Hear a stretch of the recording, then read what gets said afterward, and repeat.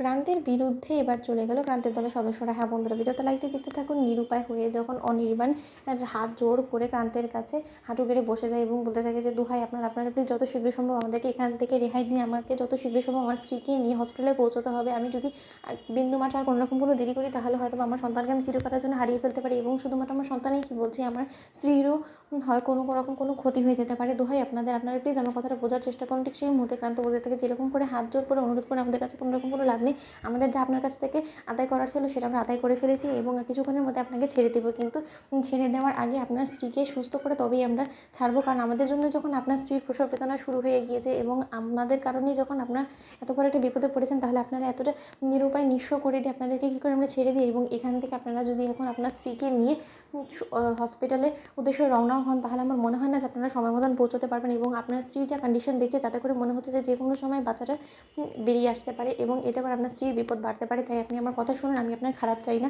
অন্যদিকে ক্রান্তের দলের সদস্যদেরকে ক্রান্ত বলতে থাকে যত শীঘ্র সম্ভব ওনাকে আমাদেরকে জিপে তুলে নিই এবং আমাদের গ্রামে পৌঁছানোর ব্যবস্থা করে আপনিও আপনার স্ত্রীর সঙ্গে সেখানেই যান। আপনি দেখবেন যে আপনার স্ত্রী সম্পূর্ণরূপে সুস্থ হবে এবং সেখানে আমাদের ট্রেন্ড একজন নার্স আছে, সে যথেষ্ট পরিমাণে দক্ষ এবং সে যত শীঘ্রই সম্ভব আপনার স্ত্রীর সন্তানটাকে বের করারও চেষ্টা করবে। আপনি আমার উপর একটু আস্থা রাখতে পারেন, আমরা অতটাও খারাপ নই।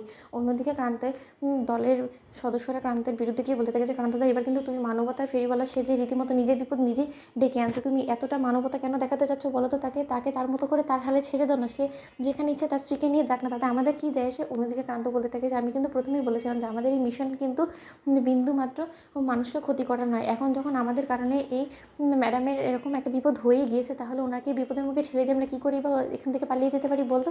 আর তার থেকেও বড় কথা, এই বাচ্চাটা যদি কোনো রকম কোনো ক্ষতি হয়ে যায় তাহলে নিজেকে কোনোভাবেই ক্ষমা করতে পারবো না এবং এই বাচ্চাটা যে কোনো সময় পৃথিবীতে চলে আসতে পারে। তাই এর কথা না বাড়িয়ে তোদেরকে যেটা আমি অর্ডার করছি সেটা তোরা শোন, কমান্ডারের কমান্ড শোন। ঠিক সেই মুহূর্তে ওরা বলতে থাকে যে প্রান্তদা, তুমি আমাদের উপরে জোর খাটিয়ে সবসময় আমাদেরকে দিয়ে এসব কাজ করিয়ে ফেলো, কিন্তু তাই বলে তুমি ভেবো না যে সবসময় তোমার কথা মানতে আমরা বাধ্য। অন্যদিকে ক্রান্ত বলতে থাকে যে ঠিক আছে, বরঞ্চ আমি নিজের মতো করে ওনাকে তুলে নিয়ে সেখানে নিয়ে যাওয়ার ব্যবস্থা করছি। অন্যদিকে অনির্বাণ বলতে থাকে যে আমি তোমাকে হেল্প করছি, যত শীঘ্র সম্ভব প্লিজ কোনো একটা ব্যবস্থা করে দাও। অন্যদিকে অবশেষে ক্রান্তের হেল্প নিয়ে যখন অনির্বাণ সে প্রত্যন্ত গ্রামে গিয়ে পৌঁছায় এবং সেখানে নীলাঞ্জনা যখন মন্দিরের মুখ থেকে শুনতে পায় যে একজন পোয়াতি মহিলাকে নিয়ে আসা হচ্ছে, তার ডেলিভারি করতে হবে নীলাঞ্জনাকে, ঠিক সেই মুহূর্তে নীলু বলতে থাকে যে সর্বনাশ করেছে। কারণ তো কী ভেবেছে এটা কি বলো তো? আমি কি কোনো বড় সড়ো ডক্টর নাকি? আমার কি কোনো রকম ডিগ্রি আছে? তাহলে বিনা ডিগ্রি নিয়ে আমি কী করেই বা এরকম একটা ডেলিভারি করতে পারি বলো তো? আর যাই হোক না কেন, সন্তান প্রসব করানো এতটা সহজ না ক্রান্ত।